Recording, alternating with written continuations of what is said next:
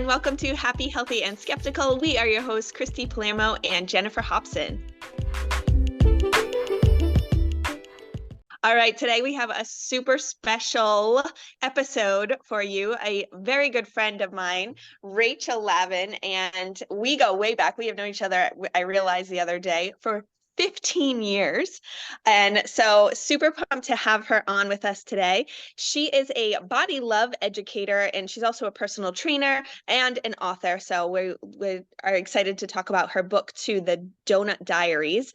So when I met Rachel, I was just starting to work at a gym, and it was my first gym that I worked in, but I was at the front desk, and I was just starting to personal train, or I wasn't training yet. I was getting into group fitness. And Rachel was such a inspiration to me because she was one of the very few women on the floor as a personal trainer, but also doing group classes. And she trained me even in one of the group classes outside of the gym. But I just remember it being a very male dominated gym at the time. Like, that just popped in my head that you were one of the few women.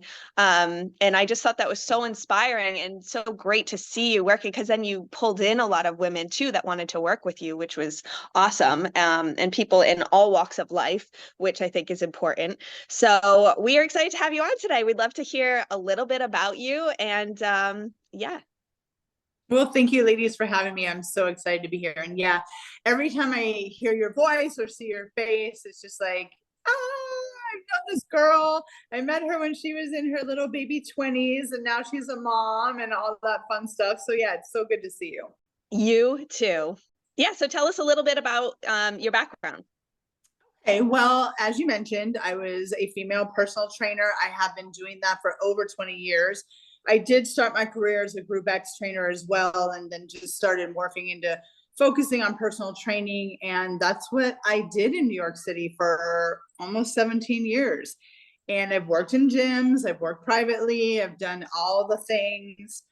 And when COVID hit and everything, I mean, you don't ever think that New York City will shut down, but it did. And so I decided to take that time and write my book. And I was hoping that by sharing my story at the end of this experience, that I would inspire other women to know that they're not alone, because I'm sure we're going to delve into it. But my book is really about having a really bad relationship with myself, having a really sad and helpless relationship with my body, and how I decided at 40 years old that I just don't want to live like this anymore. I want to be happy. I want to be free. I want to enjoy my life and not think about myself every day, every minute of the day.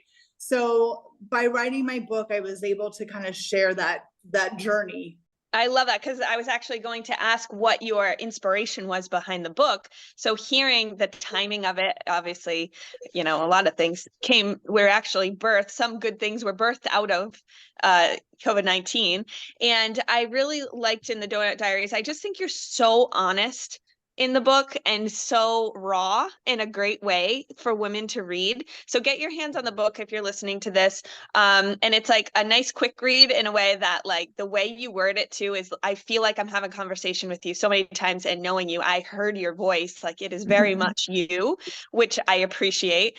But I think you're just so honest in the book about your journey, your health journey. And I love that, like, on the very front of the book, it says a personal trainer's tale of being every size from 12 through 0, which everybody can relate to that, because we've all been all over the board and everybody's in a different season of their health journey. So for you to really have been all over the board yourself as a fitness professional too, so you work with people and you're teaching them certain things, but then we as the health trainers, we know our own things that are in our heads that we beat ourselves up about at different moments of my career too. Like, oh, well, I'm not maybe looking the part right now. Oh my gosh, like nobody's going to want to work with me. They don't believe me. I'm not credible. Like, there's just so many things going on. And it comes back to our self-image. And as you mentioned too, your like relationship with food, I think, is huge for women to talk about, not just women, for everybody to talk about, but really, I know so many women that we need to talk about it and make it a common thread that we're all sharing on this journey together. Absolutely. I mean, listen, the truth of the matter is that every single woman is living a life of lies. We all have been taught lie, lie, lie, lie, lie about food and what you can and can't eat. And I'm tired of it. I'm sick of it. I am going to break this barrier if it takes me the rest of my life, because I think women of all ages still have some belief about food, and they can only have so many calories, or I can never eat that, or I have to eat this. I mean, just I could sit here for hours and tell you all the lies I used to believe about food. And once I healed my relationship with food, then eating became something that I did. And it wasn't something that I feared anymore. It wasn't something that I got angry about anymore. I mean, I literally used to get angry at my hunger, because how the hell am I going to be in a small body if I'm putting food in my mouth? And to really kind of evolve and to learn, it's like, well, actually, I'm not in the body that is healthy for me because I'm not giving it what it needs. And that's nourishing, and that's calories, and that's nutrients, and that's all the things. So healing my relationship with food was amazing and hard, but now I get to just like wake up in the morning and not even think about it. It's just something I do. And I love that. In your book, not that I laughed, but I resonated when you were like, I realized when the switch went off, like, I told someone like, bananas are bad to eat, right? A banana is too much sugar. And you're like, wait, what the hell am I telling this person? And I think that's hard, right? Because like you said, we're told all these lies. And I think the biggest lie that we're told is what healthy looks like on a body. That apparently, healthy is a six pack or a super tone, and healthy doesn't have any extra fat when, not for nothing, we're women, we have hormones, we need some of that fat. But, we could go all the way down that whole thing. But I laughed when you're like, I was literally telling someone like eating a banana is bad and realizing that's not it. And the other thing that really stuck out to me, Rachel, in the beginning was the path wasn't easy. It took hard fucking work, right? Anyone that can emphasize, I get it. I needed to realize that I was my own worst enemy. And if I wanted to be truly happy, to have peace and joy the rest of my life, it would have to start with me. I needed to change. And I think for so many people that are struggling and challenged with their relationship with food, their relationship with their body, really anything in that realm, or even with their health. I've had, health issues in the past. I mean, so many women have thyroid issues now. You have to realize there is a time where you have to go, okay, I have to change.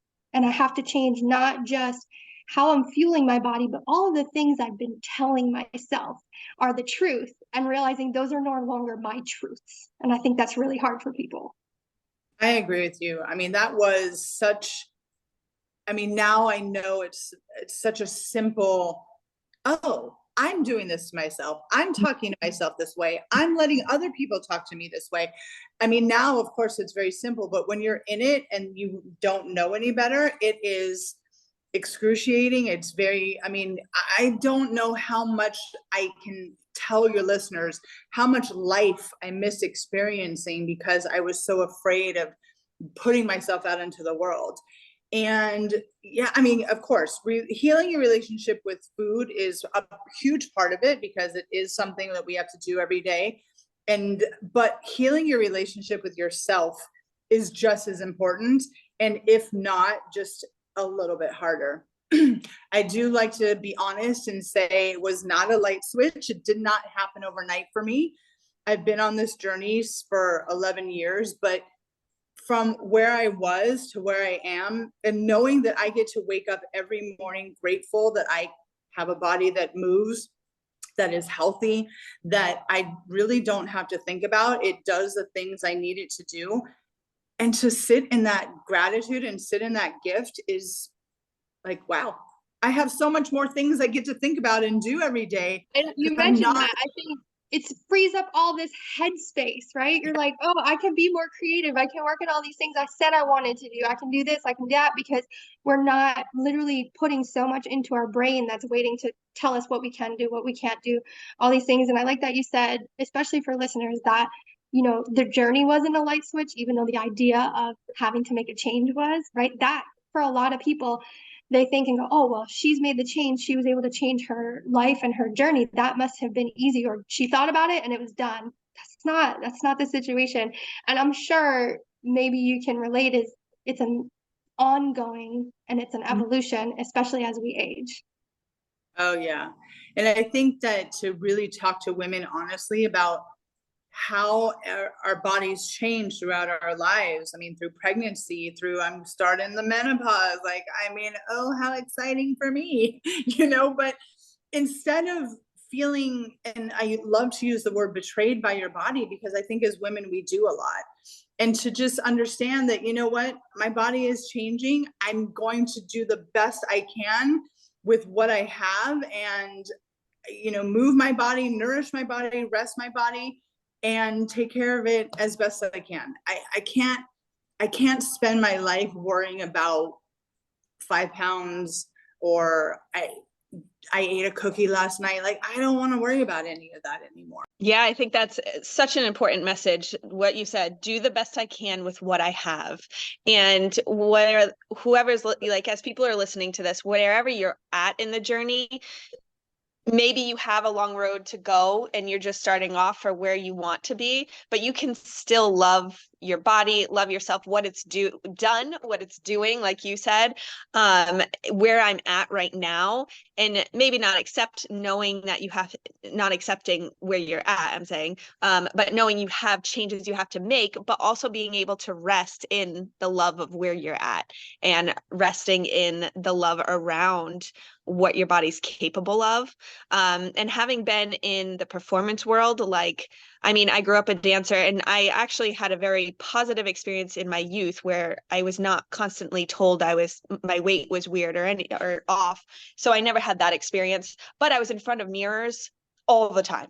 So even if somebody wasn't saying it to me, I noticed the littlest nuance in my own body as like a tween compared to other girls that had super flat stomachs. If I had a little, like I was kind of pudgy in my like tween years, so I developed a lot of self-image things early on, just through watching, just through noticing other kids. And so I think getting this conversation going for young girls too is so important for them to learn to love where they're at, and that all different bodies are beautiful, and we talk about this kind of on a general note, but I think it's so important for like specific girls, like to be told to their face so that they are feeling it personally, that you are beautiful just as you are, and you don't have to be like that other body. You don't have to be that other person, and you're just as worthy wherever you're at right now. Oh I my love God. that, because it's got to be perception. Because Rachel, I knew Christy when she was that age, and I never in a million years would have had the idea that's how she thinks about herself ever. Right.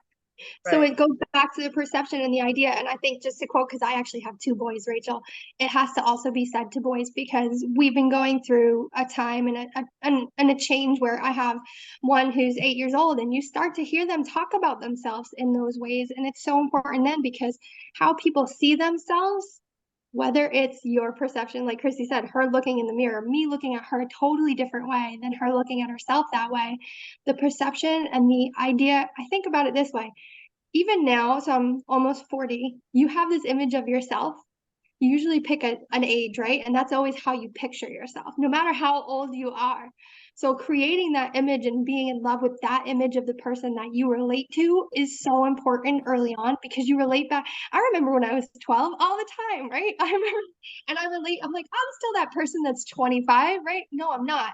But if I love myself then, I'm going to love myself more now. And if we can help people instill that self-love earlier on, it's going to serve them so much, because we wouldn't go, oh, I finally had a light bulb go off at the age of 45 and go, now I need to change the narrative. I think it's crazy. Yes, everything you both just said is so true. And I would love to just piggyback on that and say that as a woman who grew up with women in my life, always talking about being on a diet, always talking about how I need to be on a diet and all those things, how important it is that moms and parents and fathers understand the things that you're saying about you and your body. Those kids are listening and they're hearing you, and those truths become their truth.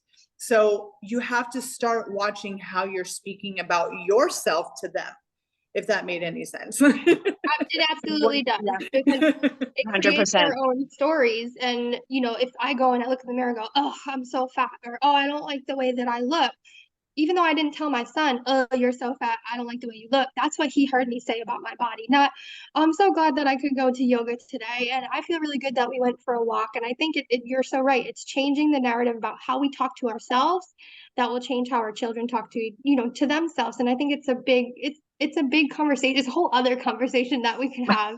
Yeah. But can I ask you, Rachel, you said that, you know, COVID happened and life changed, obviously, in New York City, and you took the time to write this book. Did you always want to write this book? I definitely had my moments where I had a huge weight loss and I was like, let me write a book on how to keep off the weight forever, right? I mean, you just like, and then the weight would come back and I was like, I can't do that. So when I finally did sit down and decide to write my book, I'm like, oh, okay. I had to write my whole story, and I had to write about not only the wins, but I had to write about the losses and how I failed. And I just realized that how much more at this stage in my life, my story was much more authentic. So, And that's I mean, I hate to say it this way, but that's the interesting part. That's the part we all want to read, because if you were just talking about your win, everybody's like, well, great, good for her. I don't feel that way. You know, like that's not as fun. We want to hear the struggle. We want to hear the vulnerability. That's where we're relating to you in the book. Absolutely. Is there a second part to Doughnut Diaries? I really am fostering that, especially based on the conversation we're having. It is not, I mean, listen, I've started the Doughnut Diaries too, but it's not even close to being finished yet. Well, we don't want another COVID, so you're gonna have to figure something out. I know, right? It's kind of like, get up and write, girl. That's what I got to do. I love that. There's another one in the mix, though. Well, because I think all of the messaging is super powerful. And when someone can be relatable, someone can take that, and any of our listeners going, you know what? Because maybe it's not just your health relationship or your food relationship, whatever it is, and you're just having a hard time figuring out how to retell your truth.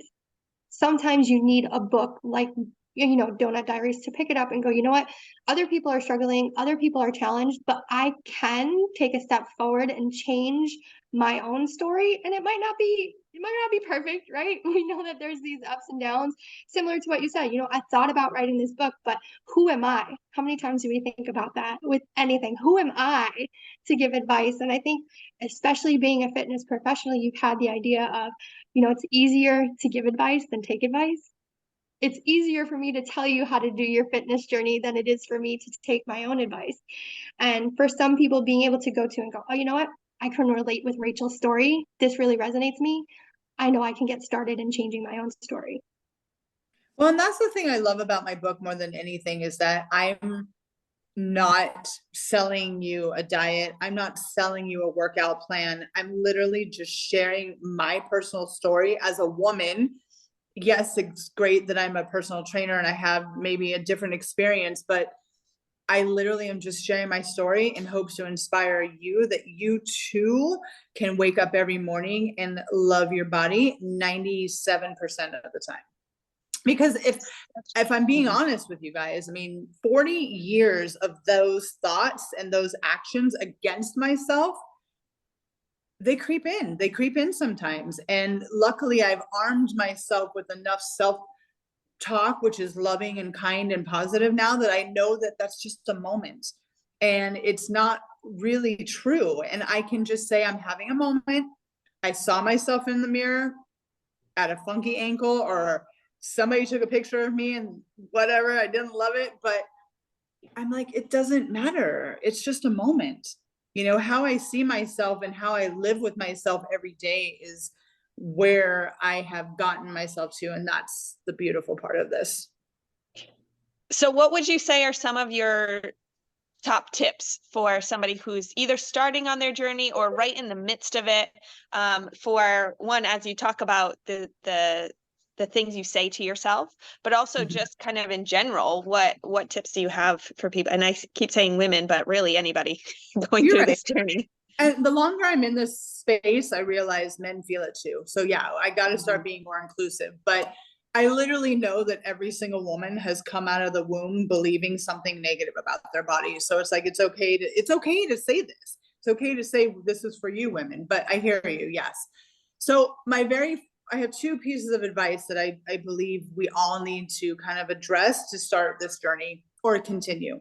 So speaking kindly to yourself is number one. You cannot have a positive life if you're just piling on the negativity. So change the story, and also at the same time accept that you're not going to believe the nice things you're saying to yourself in the beginning. That takes time too.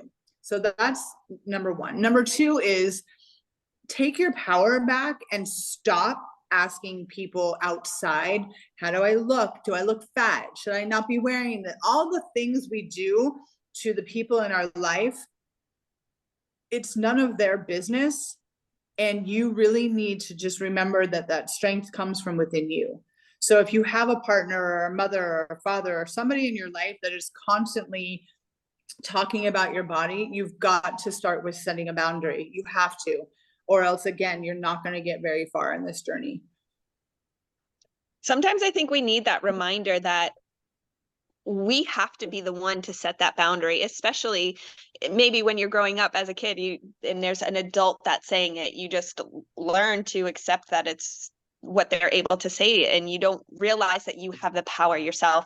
And this is for young kids too, though, being able to have that power to say, I don't like how you're talking to me, and I don't accept that, and setting that boundary for anybody, and giving, I love that you say, giving yourself, taking your power back.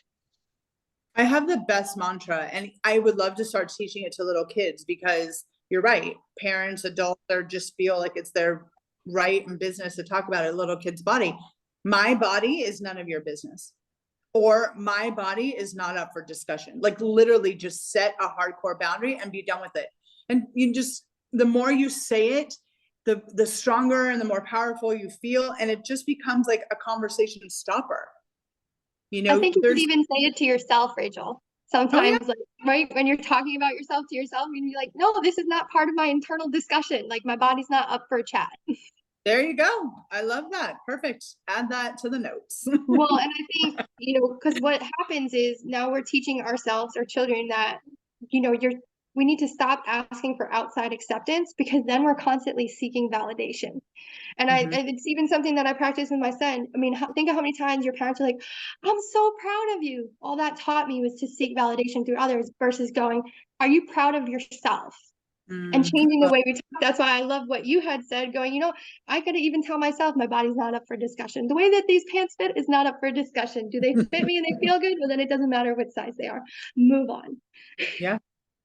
I love that. Well, I am loving this conversation. Oh my gosh, we could go on and on and on about this. It is so important to talk about. Go out and find Rachel's book, The Doughnut Diaries by Rachel Lavin, and you can find it on Amazon. Easy to find there, and you're going to love it. Join our conversation. We will put it in the show notes. And Rachel, what is your Instagram? We can send people there. We'll put that in the show notes too. Yes, please follow me all over Instagram, Facebook, LinkedIn under Rachel Lavin Wellness.